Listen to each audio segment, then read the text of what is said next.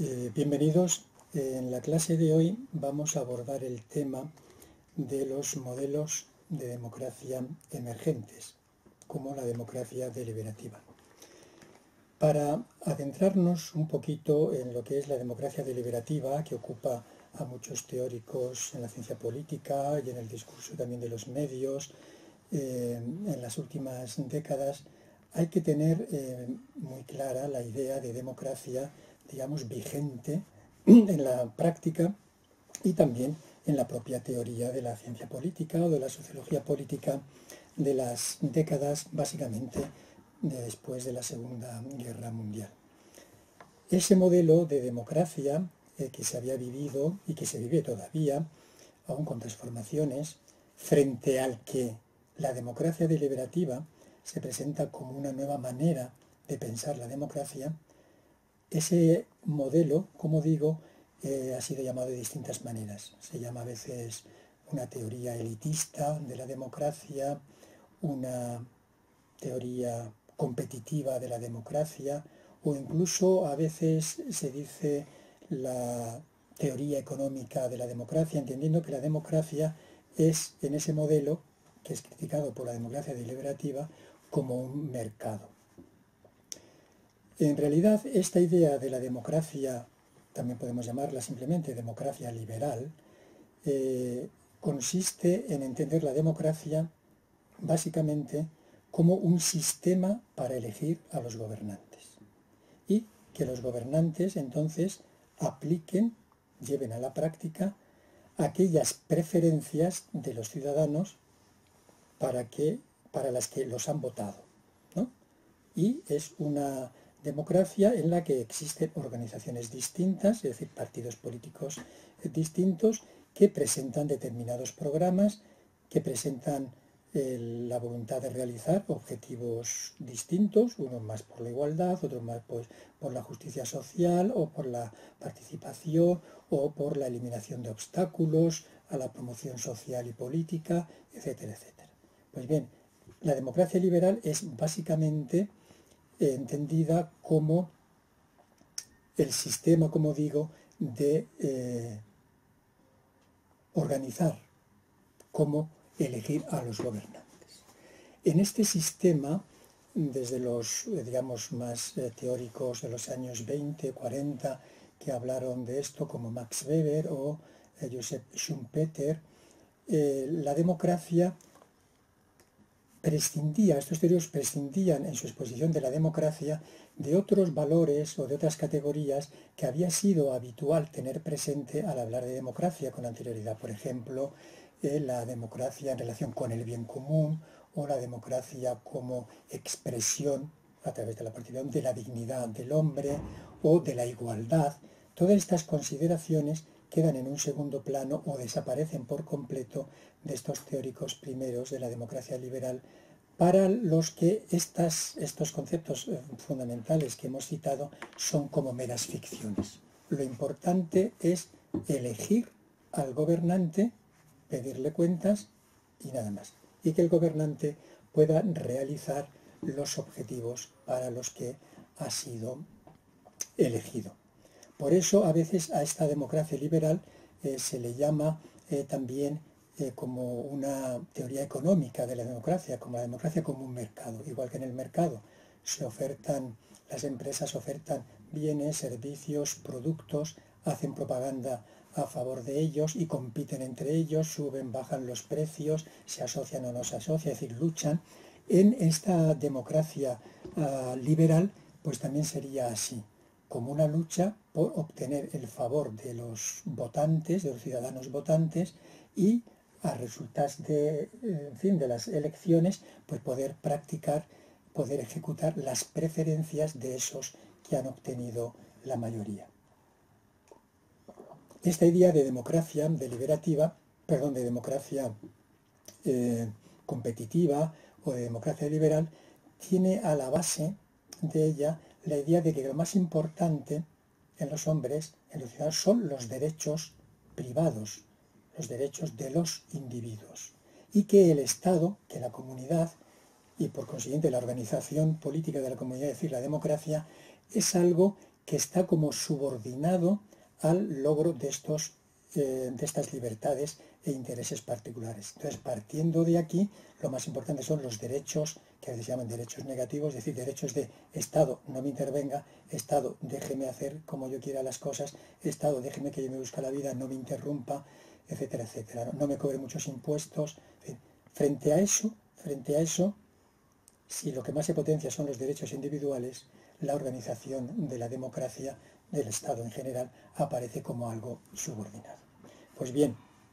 esto es la idea de democracia que en la teoría y en la práctica se había conocido después de la Segunda Guerra Mundial. Evidentemente, todas estas formas de democracia liberal también tenían componentes, según la cultura política, según los distintos estados, elementos más que iban también más allá de esa mera defensa de los derechos individuales. Podría haber también de participación o de preocupación por el bienestar social, o de la justicia social, etcétera, etcétera. Pero como modelo de democracia liberal implica que los derechos individuales tienen primacía sobre sobre la actuación del colectivo, sobre la actuación del Estado y sobre, por consiguiente, el sistema de elección de los gobernantes. Frente a esto, como digo, la democracia deliberativa aparece hace unas décadas, algún nombre, por ejemplo, famoso, como el del filósofo alemán Jürgen Habermas, quiere resaltar las insuficiencias de ese modelo liberal. No es que niegue todo lo que ese modelo liberal tiene, porque se acepta que los derechos individuales efectivamente han sido una conquista histórica y que se deben mantener, y que el Estado tiene que ser un Estado de derecho, es decir, que vela por los derechos de los individuos. Pero, además de eso, entienden que hay un elemento fundamental que en la democracia liberal no está presente, y es que faltan otros medios, otras actividades de participación de los ciudadanos. Y en eso es lo que se entiende realmente por deliberación, es decir, la posibilidad de participar aportando en esa participación deliberación, razonamiento, discusión entre los ciudadanos, ¿verdad?, que puedan ser recogidos por los gobernantes, que completen lo que los órganos de los gobernantes, el ejecutivo, el legislativo o el judicial, que eso no desaparece, se complementan con otras instituciones en donde los ciudadanos puedan tener, más allá de la participación en las elecciones, un modo mucho más presente y activo de dejar oír su voz. Si quisiéramos contraponer las diferencias fundamentales entre la democracia liberal y la democracia, deliberativa, que es una manera de hacer más participativa la democracia, podríamos señalar que la democracia participativa en general, y por tanto también la deliberativa, opera con un concepto de política como actividad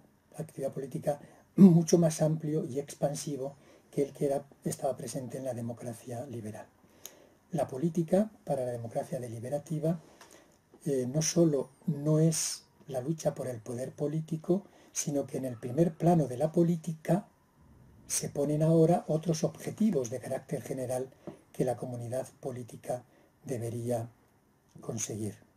La política se entiende ahora, más que lucha por el poder, como un escenario en el cual sobresale la igualdad de oportunidades de los ciudadanos para deliberar y para decidir sobre los asuntos públicos. En segundo lugar, la democracia participativa, y en eso también, evidentemente, todas las formas de democracia participativa, como la deliberativa, no entiende la política ni la acción del gobierno como un asunto de unos pocos, sino que mantiene, por el contrario, el convencimiento y la ilusión de que se puede transformar la tesis de la democracia como un asunto de élites, como un asunto de partidos, como un asunto de políticos profesionales, y que la acción de gobernar puede ser participada por muchos y a muy distintos niveles. Y por último, en tercer lugar, la imagen del ciudadano también es muy distinta en la democracia liberal que en la democracia participativa y deliberativa. El ciudadano, en la democracia deliberativa se define precisamente por lo que hace en el proceso democrático, no ya solo por ser portador de derechos subjetivos individuales, derecho a formar partido, derecho a la libertad de conciencia, derecho a la libertad de expresión, derecho a la propiedad, derecho, etcétera, etcétera, sino que es sobre todo, se entiende que el propio proceso democrático participativo a muchos niveles, ¿verdad?, transforma realmente al ciudadano. Es el que convierte al ciudadano, digamos, en ciudadano auténtico. Frente a esto, evidentemente, como decíamos antes, participar en unas elecciones está muy bien, pero es insuficiente. Tiene que haber más maneras, más instancias, más, digamos, organizaciones en las que participar y poder mostrar lo que el ciudadano realmente es. Yo quisiera recomendar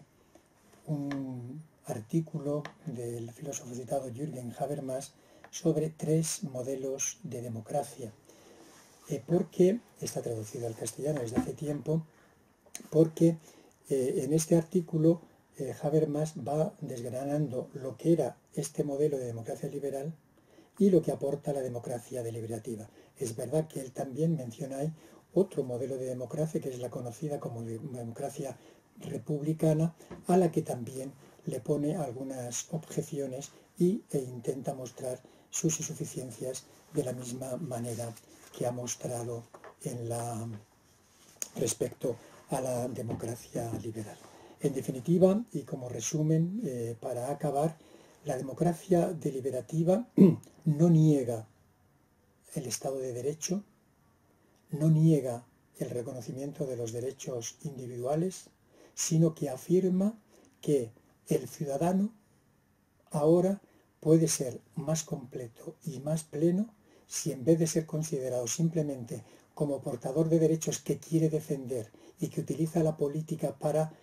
dotarse de gobernantes, de un sistema de gobierno para que lo protejan y lo defiendan, mejora si se considera como un ciudadano o un hombre que se transforma en auténtico ciudadano cuanto más participa. En las elecciones, por supuesto, pero también a través de la discusión de los temas que interesan a todos, a través de la creación de instituciones que completan, que perfeccionan esa democracia liberal. Las actividades sobre las que hablan los teóricos de la democracia deliberativa que podrían hacer los ciudadanos en esta práctica de la democracia deliberativa son muy variadas. Hay quienes